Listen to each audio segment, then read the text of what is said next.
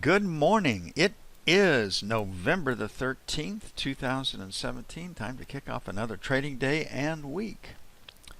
Hypothetical or simulated performance results have certain limitations. Unlike an actual performance record, simulated results do not represent actual trading. Also, since the trades have not been executed, the results may have overcompensated for the impact of certain market factors such as lack of liquidity. Simulated trading programs in general are also subject to the fact that they're designed with the benefit of hindsight. No representation is being made that any account will or is likely to achieve profit or losses similar to those shown. Well, treasuries are under pressure. They have been sold. And you can see in the market right here, this 125 even, 125.068, 125.02. Last rotate up in Frankfurt, Germany, 125 even. So 25, 25.04, maybe 6 is where resistance is. We do have a little rejection of prices below 21, so 24, 20, maybe 16 to 20 is probably pretty good support. No news.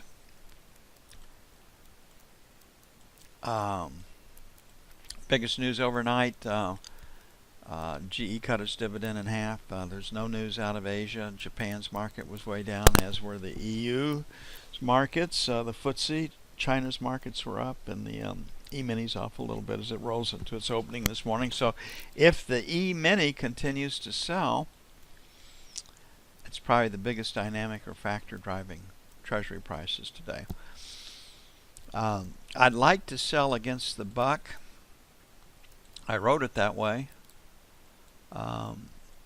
But we may not get there. So we're going to put a question mark at 27. We'll just have to watch and see what happens. And we got this high of 29. So structurally, leaning against that, you'd be short at 28.5. Leaning against this high up here, you'd be short at 31.5. So 27 to as high as 05 is where the selling is right now.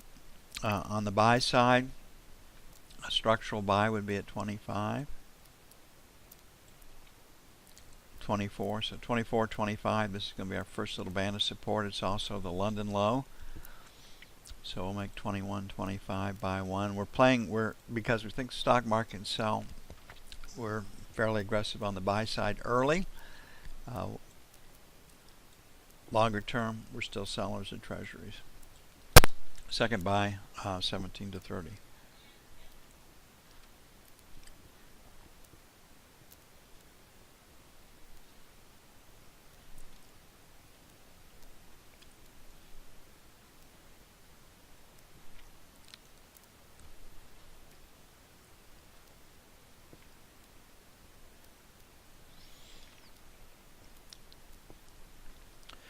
I think what a lot of America is starting to discover is that cutting the cord to cable TV, I mean, we don't even watch 3 channels on that. So this weekend I took a big step doing it, not watching football games, NFL, not watching basketball games. It really does change your perspective, and it actually can put you in a better mood as opposed to being a slug there in front of the television. But the NFL's got a lousy product right now. Very few teams. I've only seen one team that was worth watching, and it was the Philadelphia Eagles. That made the game interesting enough to maybe put some time in watching it. Okay, looking at the bond, we've got 53.11, 53.18. Had the spill in Frankfurt the other night at 53.08. Last rotate up on Friday was 53 even. So 28 to the buck is number one, 3 to 7. Sell 1. We'll make 11 to 15. Sell 2. On the buy side, last rotate down was 24. So this is really, really tight. 20. We might be looking at a 12, 30-second range. 20 to 24, number 1. 17 to 13, buy 1. 1 to 5 by 2. I think it all hinges on the direction of the Emini today.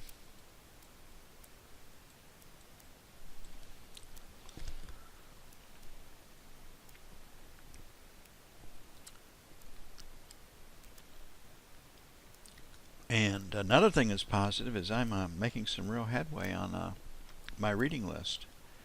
I'm knocking out a little better than a book a week now, and doing a lot of catch up in that stack of books that I had beside my bed.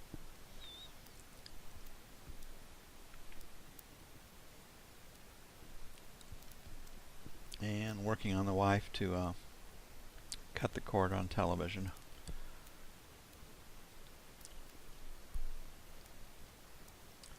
She loves these murder shows, and I figure when she's ready to cut the cable link and cut the cord on that one, she will have figured out how to kill me without getting caught.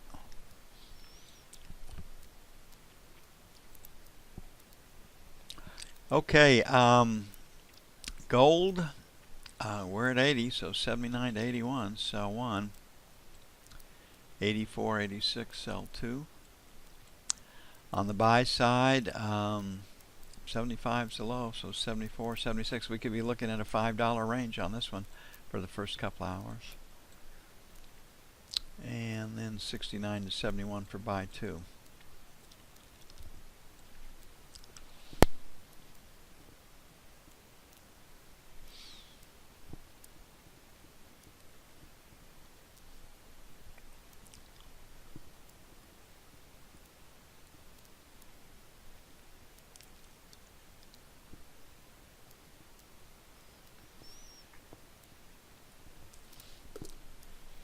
Looking at the euro, Theresa May supposedly is in trouble. Once again, the pound is heading down. Supposedly she's going to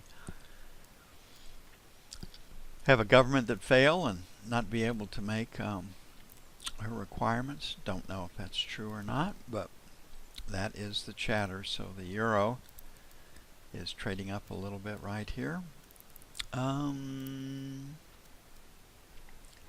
Rejected prices over 90, so we'll make 90 to 117 even, sell 1. And 15 to 25, sell 2. On the buy side, 50 to 60, buy 1. 25 by 2. Don't look for a big day here either. No news to drive the trading.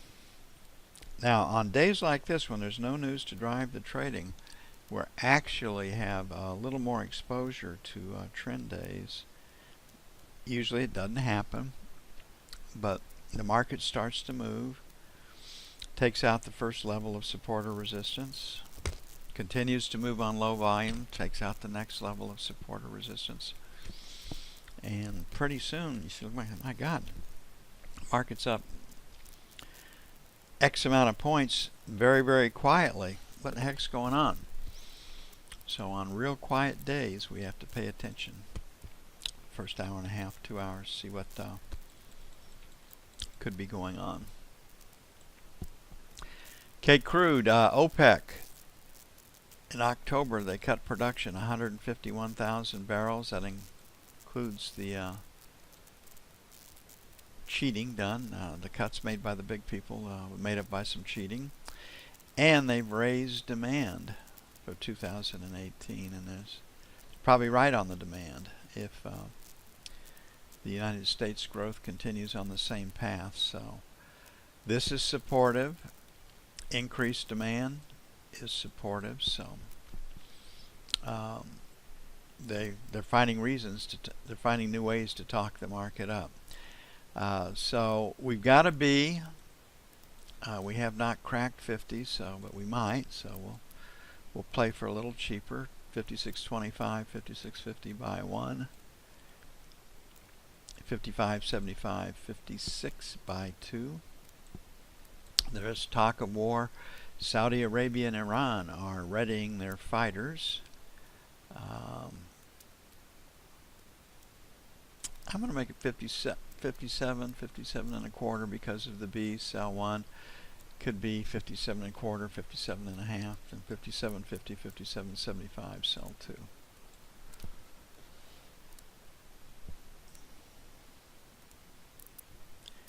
And Saudi Arabia has to ship through the Gulf of Hormuz too. So it wouldn't be something taken on lightly. The king said he's not abdicating his throne to the prince yet. Over my dead body, right?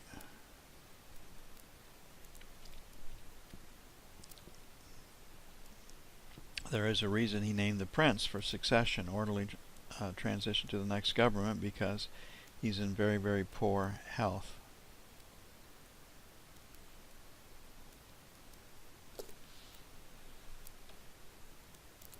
And looking at the E-mini, China's markets are up. Japan got hammered. The EU's CAC and DAX are lower. The FTSE was barely up, like 9/10 when I looked at it.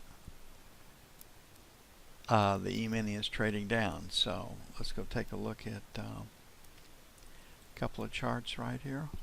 The E-mini is trading down. We want to be involved on the short side. We can get some volatility. So 2 days down, a pause. Now we're starting lower right here. We had essentially 2 days there, 3 days, 2 days, 3 days. So if we can get some new selling right here today, we may be breaking a pattern.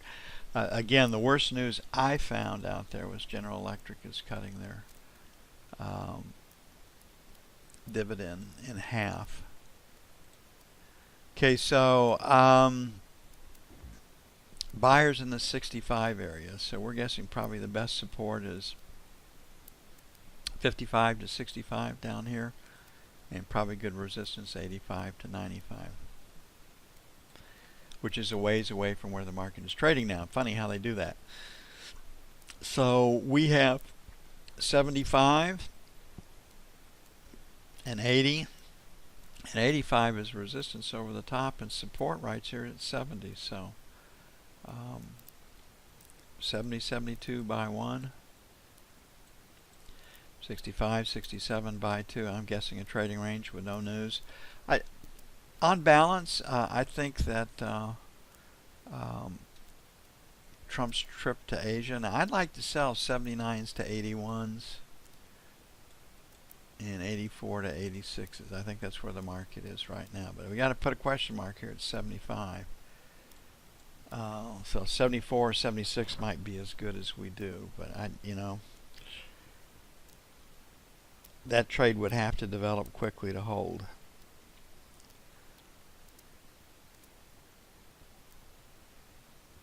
But it looks like when Trump was in China, they announced. It was nebulous that there was $250 billion worth of trade coming America's way off of this trip. We'll see if it happens. The papers were full of the first Chinese investment in the United States would get started yesterday. They bought into a natural gas shale play in West Virginia. So I think to the tune of some $85 million. So that was a piece of positive news, and Boeing got a big order out of them too. So things are looking up. Better than it was before he went. Maybe not as big as everybody wanted. Okay, it's going to take a bit to get stuff up and posted. I'm going to got some things that I'm going to need to do. I started about a half hour behind this morning, so I'll be back with you as soon as possible.